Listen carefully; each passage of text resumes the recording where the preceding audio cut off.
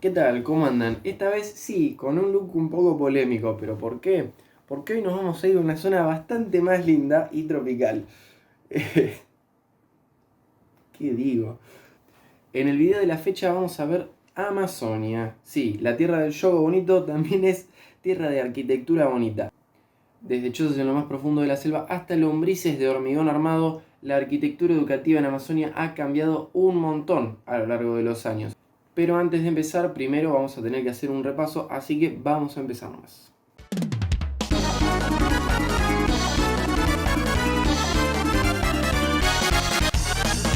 Nada, perdón, es un chiste fácil. Pasa que reeditando el video el único que me estaba quedando sin chistes, así que algo tenía que inventar por algún lado. Ahora sí, vamos a empezar. ¿Qué es el lenguaje arquitectónico y qué es una geocultura? Se estarán preguntando. En resumen, el lenguaje arquitectónico es la síntesis de la forma de una obra, cómo uno la comprende o la lee con formas reconocibles. Y una geocultura es un conjunto de costumbres y creencias, pero que se dan por zonas que van más allá de los límites físicos de un país. De todas formas, les recomiendo que visiten el capítulo anterior donde explico mejor estos dos temas. Antes de empezar, definamos qué es la geocultura amazónica. La misma contiene todo Brasil, parte de Paraguay, Venezuela y también de Colombia. Una de las tribus más grandes y antiguas que datan desde antes de los colonizadores en esta región son los Yanomamis. Los Yanomamis tienen un sistema muy particular, no solamente educativo, sino que también social, donde todos los adultos son responsables de todos los niños. Dentro de su cultura, el sistema tiene sentido, ya que son muy equitativos. Las decisiones se toman entre todos, todos se encargan de distintas tareas y no hay líderes ni escalones sociales. Viven en casas comunales de hasta 400 personas con un área central similar al antiguo ágora griego. Por lo tanto, la educación pasa por enseñar las distintas tareas de subsistencia, comportamiento en sociedad y las deidades de la tribu, por lo que al no tener personas específicas para la enseñanza, tampoco tienen un lugar específico para esta tarea. Pero con el arribo de los portugueses en el 1500, obviamente este sistema cambiaría, pasando al sistema clásico europeo, donde la educación estaba limitada a las clases privilegiadas y vinculada a la Iglesia Católica.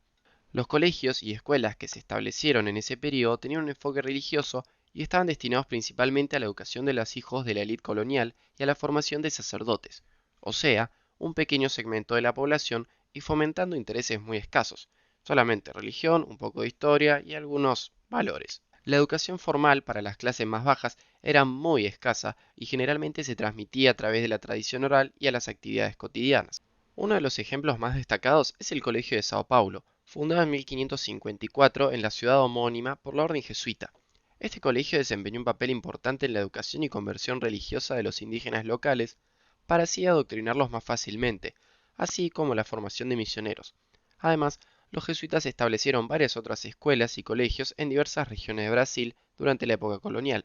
En lo que al lenguaje respecta, el colegio se manifiesta como la mayoría de la arquitectura originaria de Portugal de ese tiempo, una fachada que en arquitectura llamaríamos lavada, o sea, sin ornamentos más allá de algunos pequeños detalles en las aberturas y usando un solo color, además de un techo de tejas a dos aguas. Mantenían la escala de los demás edificios, que por lo general eran de dos plantas, pero como dije, son elementos de la arquitectura portuguesa en general, no había ninguna particularidad para el sector educativo. A fines del siglo XVIII, con el Tratado de Madrid, donde se definían los límites de los territorios de España y Portugal, se traen varios arquitectos desde Europa, y también con el traslado de la corte portuguesa a Brasil en 1808, cuando Napoleón toma Portugal, también entre toda esa gente arriban arquitectos que venían influenciados con la corriente neoclásica, que buscaba transmitir las ideas de una hegemonía, o sea, lo bello, lo cual era elegante y daba la idea de superior, y también esta hegemonía suponía una armonía, que a su vez eso transmitía la idea de orden y el orden transmitiría a su vez una idea de obediencia. Estos conceptos le interesaban al que se convertiría en el Imperio de Brasil con su independencia en 1822, donde comienza el periodo imperial republicano, donde no hay muchos cambios en el programa de necesidades, o sea, los locales que un edificio necesita tener, ejemplos para estos casos serían dirección, aulas, salones de actos, baños, etcétera, sino que se seguía pensando la educación de la misma forma, un sistema educativo que seguía siendo dirigido hacia la élite de la sociedad, porque la esclavitud en Brasil no se abolió hasta 1888. Ejemplos de instituciones del Brasil independiente podrían ser el Colegio Pedro II, fundado en 1837 en Río, una de las instituciones educativas más importantes del período imperial, la Facultad de Derecho de Recife, fundada en 1827 en Pernambuco, El Instituto Benjamin Constant, fundado en 1854 en Río, especializado en la educación de personas con discapacidades visuales y considerado pionero en establecimientos de este tipo, y la Facultad de Medicina de Bahía, fundada en 1808 en Salvador de Bahía. Todas corresponden al estilo neoclásico, que como su nombre lo indica, es una versión nueva del estilo clásico.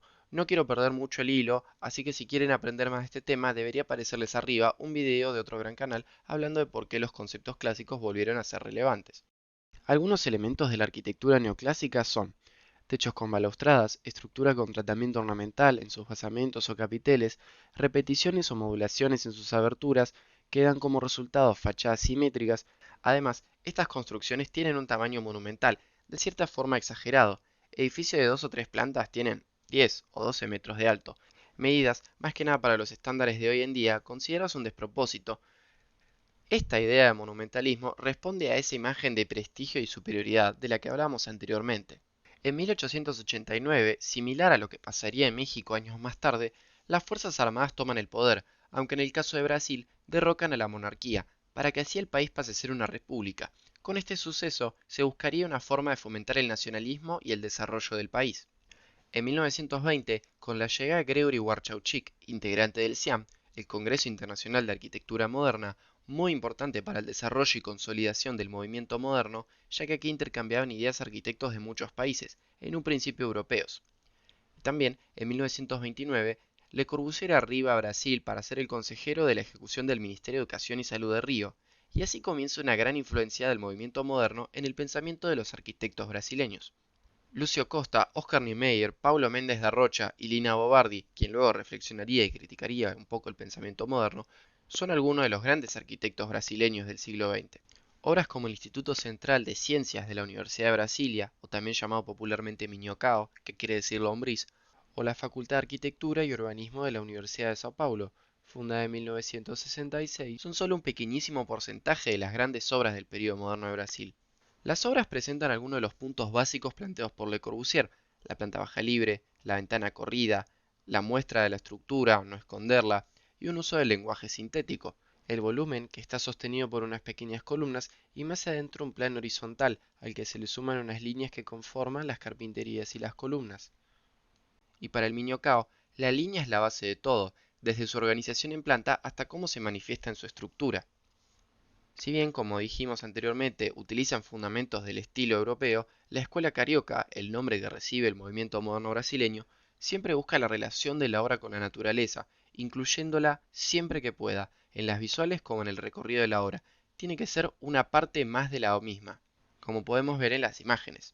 A pesar de que la educación era de muy buena calidad en Brasil, no era algo que se fomentaba en gran medida, y como consecuencia, no hacía falta construir muchos establecimientos. Las tareas principales del país no requerían de mucha educación. En la década de 1950, el 64% de la población aún vivía en zonas rurales y más del 50% eran analfabetos, por lo que, si bien la educación era excelente, pocos terminaban accediendo a ella.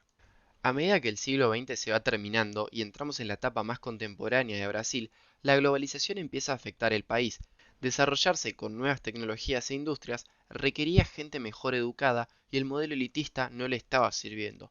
Y aunque en los años 90 sufrieron problemas económicos y con esto emigraciones de sus ciudadanos, con el correr del tiempo pudieron estabilizarse económicamente y sus ciudadanos retornaron al país, reclamando por mejores oportunidades educativas. Por eso vemos un crecimiento grandísimo en el número de escuelas construidas en el último tiempo. Se ha invertido mucho capital en educación y en lo que es lenguaje arquitectónico se siguen pensando las obras en base a planos y volúmenes, aunque si observamos varios ejemplos en detalle, no hay algo muy claro que las relacione. El arquitecto Eolo Maia comenta: pocos arquitectos brasileños tienen la preocupación de buscar lenguaje propio a nuestra cultura, que puede ser, ya que si vemos el Colegio Positivo Internacional o la Beacon School, no tienen algo tan característico como las formas orgánicas de maestro del racionalismo como Niemeyer o Lina Bobardi, o colores llamativos como utilizaron algunos arquitectos mexicanos. De todas formas, creo que esto no es tanto una pérdida de identidad.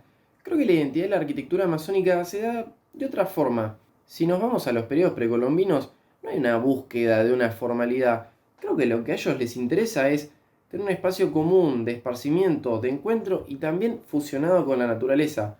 Creo que esa es la verdadera identidad. una identidad quizá no tan morfológica, sino más espacial, si se quiere. Y con eso terminamos el video de hoy, espero que les haya gustado mucho y les pido un último favor, si pueden suscríbanse y también activen la campanita, que vamos a seguir subiendo más videos de arquitectura educativa en Latinoamérica. El próximo va a ser de Andino y nada, se viene dentro de poco, así que estén muy atentos por favor. Yo soy Fran, espero que anden bien y nos vemos en el próximo video. Dedão, aponta, atrás, a ponta e o dedão. Dedão, aponta, atrás, a ponta e o dedão. Só que você tem que acelerar um pouco mais. Dedão, ponta, atrás, ponta, dedão. Ponta, atrás, ponta, dedão. Simples, né?